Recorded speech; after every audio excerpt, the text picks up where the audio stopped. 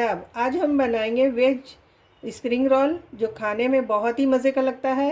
बग़ैर मटन बग़ैर चिकन के आप इस तरह से अगर बनाकर अफ्तार में खिलाएंगे तो सभी को पसंद आएगा। और वेज जो है अक्सर बच्चे खाना पसंद नहीं करते हैं, तो इस तरह से आप जब देंगे तो बहुत शौक़ से ये बच्चे खाएंगे इसे।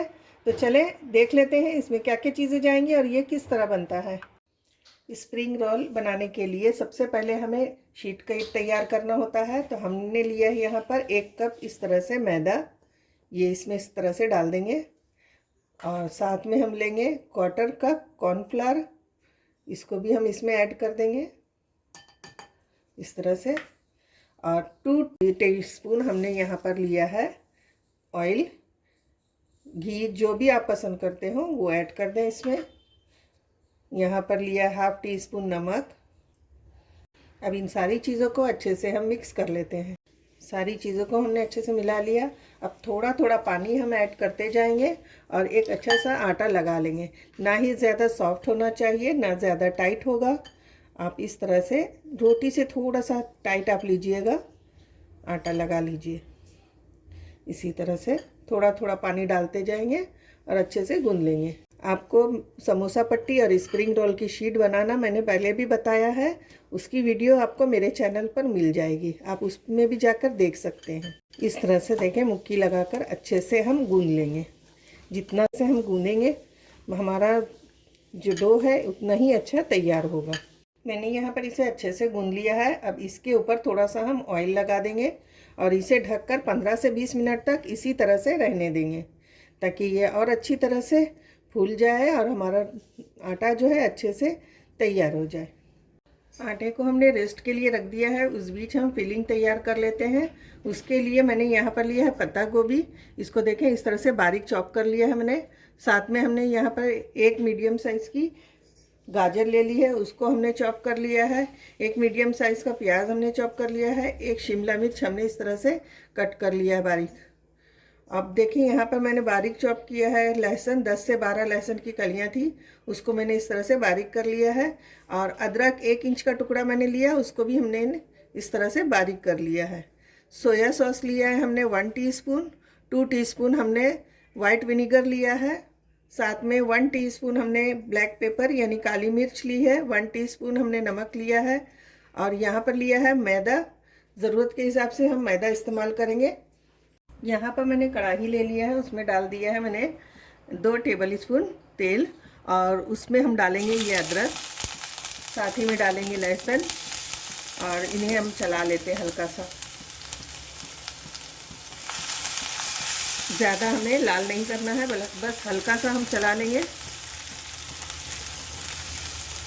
देखें इस तरह से। अब इसी वक्त हम डाल देंगे, हमने जो प्याज कट करके रखी है वो भी ऐड कर देंगे इसमें और इसको भी हल्का सा हम चला लेंगे 1 से 2 मिनट के लिए। 2 मिनट में ये हल्का सा ट्रांसलूसेंट जैसा हो जाएगा। हल्का सा देखें हमने इस तरह से कर लिया है। अब जो है हम इसमें डालेंगे ये शिमला मिर्च और इसको भी हम हल्का सा चला लेते हैं। शिमला मिर्च को भी हमने मिक्स कर लिया है। इसे ज़्यादा नहीं पकाना है, क्रंच रहना ज़रूरी है। बस इसी तरह से हाई फ्लेम पर आप फ्राई करते जाएं। अब इसमें डालेंगे हम गाजर और इसको भी हम मिक्स कर लेंगे। गाजर को भी देखें हमने इस तरह से मिक्स कर लिया है अच्छे से। अब इसमें हम डालेंगे पत्ता गोभी जो हमने इस तरह से कट करके रखी है, इसको ऐड कर देंगे। अब इन सारी चीज़ों को अच्छे से हम मिला लेते हैं। चलाते हुए हम अच्छे से मिक्स कर लेंगे। ये देखें, बस एक बात का ध्यान रखें कि आप इसे ज़्यादा सॉफ्ट नहीं करें, बस हल्का हल्का चलाते रहना है और इसी तरह से मिक्स करते रहना है। फिलिंग हम जो तैयार कर रहे हैं वो क्रंची होना चाहिए। ऐसे मिक्स करते हुए अच्छे से हम चला लेंगे। सभी चीज़ों को हमने अच्छे से मिक्स कर लिया है।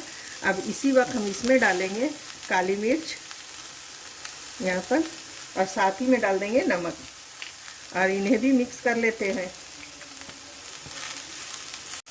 नमक और काली मिर्च को भी हमने अच्छे से मिक्स कर लिया है। अब इसमें डालेंगे ये सोया सॉस ये थोड़ा सा डार्क है, और साथ में हमने लिया है वाइट विनीगर।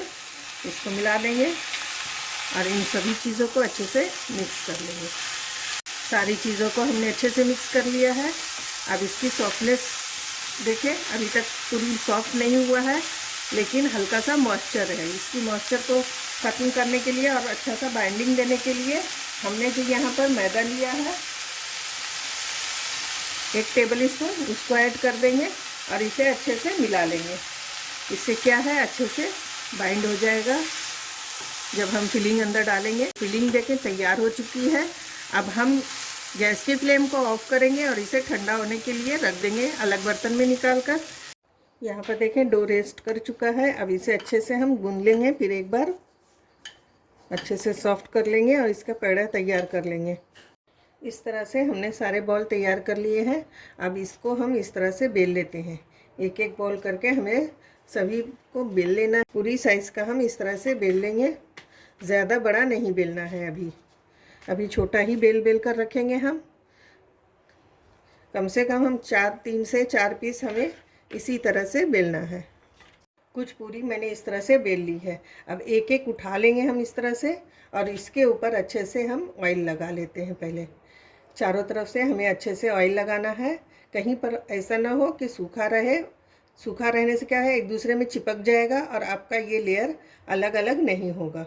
इसलिए ध्यान रहे कि जब भी लगाएं, किनारों पर भी अच्छे से आप ऑयल लगा लें इस तरह से। अब इसके ऊपर थोड़ा थोड़ा करके हम मैदा डस्ट करेंगे। ये देखें, इस तरह से हमें हल्का हल्का मैदा डाल देना है। उसके बाद हम ये पूरी एक इसके ऊपर रख देंगे। अब इसके ऊपर भी हम इसी तरह से ऑयल लगा लेंगे और दोबारा से हम इसके ऊपर इसी तरह से मैदा डस्ट करेंगे। सारे हम इसी तरह से कर लेंगे। इस तरह से हम थोड़ा थोड़ा मैदा इसके ऊपर डस्ट करेंगे और इसे बेल लेते हैं। जिसे हम रोटी बेलते हैं, बस इसी तरह से फिर से हमें बेलना है। यहाँ पर देखें, हल्के हाथ से हमें बेलना है। हमने बेल लिया है इसे। तवा देखें हमारा गर्म हो चुका है। अब इसके ऊपर हम इस तरह से ये रोटी डाल देंगे और हल्का हल्का हमें सेकना है, ज़्यादा हमें लाल नहीं करना है। इस तरह से घुमाते हुए हल्का हल्का हम सेक लेंगे। ये देखें, ये एक साइड से हल्का सा हो गया है। अब आपको एक बात का ख्याल रखना है कि आप जब भी इस तरह से शीट तैयार करें तो गैस की फ्लेम को आप लो रखें। बस 1 से 2 मिनट में आपका ये अच्छी तरह से सिक जाएगा। चारों तरफ से घुमाते हुए आपको इस तरह से सेक लेना है। देखें, लेयर ये अपने आप खुलना शुरू हो, ये देखें ये अपने आप खुलना शुरू हो गई। इसी तरह से आप देख सकते हैं कितनी पतली हमारी ये शीट तैयार हुई है कि अंदर से हाथ भी नज़र आ रहा है। फिलिंग हमारी ठंडी हो चुकी है। अब इसे हम साइड में रखते हैं। यहाँ पर मैंने 1 टेबल स्पून इस तरह से ले लिया है मैदा। इसमें हम थोड़ा सा पानी डालेंगे और इसका एक घोल तैयार कर लेंगे। लई बनाएंगे ताकि हम इसको अच्छे से फिलिंग को चिपका सकें।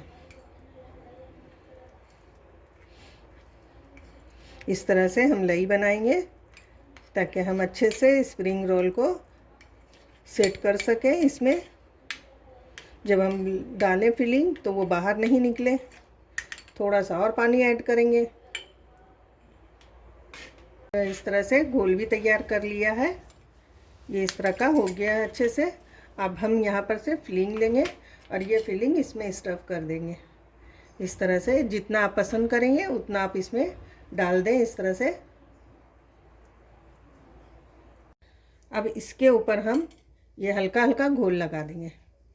इससे क्या है, चिपकना में आसानी होगी। ये अच्छे से चिपक जाएगा और खुलेगा नहीं।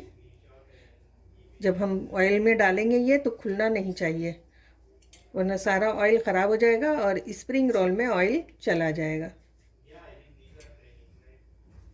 इस तरह से हमने ले लिया। अब हम इसको इस तरह से ऊपर की तरफ करेंगे रोल को, और इस तरफ से उठा लेंगे और एक बार इस तरफ से उठाएंगे और इसको इसी तरह से दबाते हुए हम घुमा लेंगे, फोल्ड करेंगे आहिस्ता आहिस्ता। ये देखें, ये इस तरह का हो गया। फिर से हम इसमें थोड़ा सा हल्का सा लगा लेंगे ताकि खुले नहीं। ये देखें, ये इस तरह का हमारा रोल बनकर तैयार है। इसी तरह का हम सभी रोल तैयार कर लेंगे। इस तरह से हमने सभी स्प्रिंग रोल तैयार कर लिया है। अब इसे हम फ्राई कर लेते हैं कि ऑयल जो है अच्छी तरह से मीडियम फ्लेम पर हमने गरम कर लिया है और अच्छी तरह से ये गरम हो चुका है। अब एक एक करके हम सारे स्प्रिंग रोल इसमें ऐड करेंगे, जितने इसमें हो सकता है उतना ही डालेंगे।